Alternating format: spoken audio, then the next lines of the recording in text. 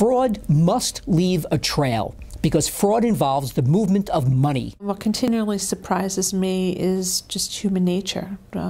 Given motive and opportunity, unfortunately, people will steal. Yeah, I have no comment. I mean, you're doing a story on this? On the subject of commingling, yeah. Yeah, I don't have any comment on how I manage my buildings. Okay. But we don't commingle funds. The things that made it noticeable and that boards would find it weird is when they have bounce checks. Okay. That's the first red flag. Why would you have a bounce check?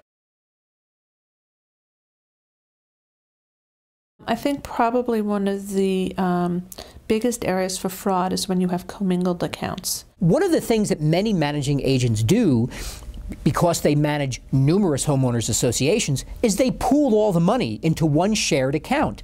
That is a disaster waiting to ripen into a crime. Then when the managing agent goes to pay the bills for that co-op or condo, they transfer money into a commingled account so that they write one Con Ed check for all of the buildings under management. They say that it makes it much easier. From time to time, a board member is going to become suspicious or develop some kind of concern that perhaps something has gone wrong and that they may have become a fraud victim.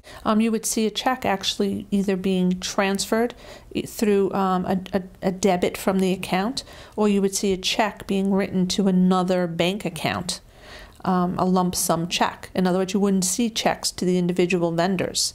So that's how you would know. If you think the evidence of the crime is going to exist in the bank records and you don't have them, go to the bank and demand copies of the bank records for your account. Which, by the way, is one of the very critical reasons why you want your money deposited into a separate bank account in your name so that you can demand the records from the bank. If your funds flow into a common account owned by the managing agency, then it's not your bank account and you can't demand records from the bank.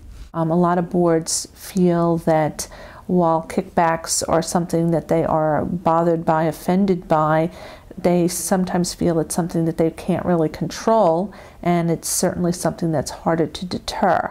But when money is actually removed from the bank accounts, it's something that you feel very deeply, and you feel very violated by.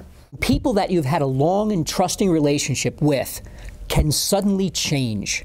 The fact that someone has been reliable and honest in the past is not a guarantee that they will be reliable and honest in the future.